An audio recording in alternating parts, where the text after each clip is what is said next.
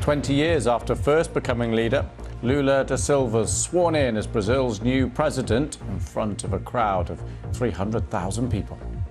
Brazil's gone through a difficult few years. It was hit hard by the pandemic, by political divide. You speak to people here and they say this is a new beginning.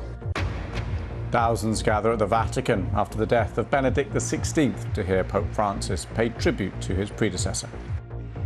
Let us all join together with one heart and one soul in thanking God for this faithful servant of the gospel and the church. After another wave of Russian attacks, NATO's Secretary General says support for Ukraine is long-term.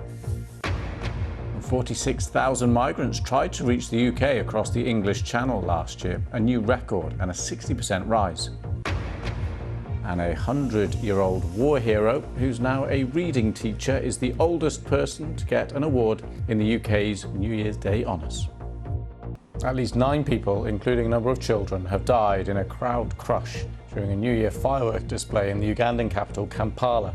Police said people got stuck in a narrow corridor in a shopping centre. It was the first time since the start of the coronavirus pandemic that Uganda had allowed large New Year gatherings. Rescue workers in southern Vietnam are racing to save a 10-year-old boy who's fallen inside a hollow concrete pillar at a construction site in Dong That province.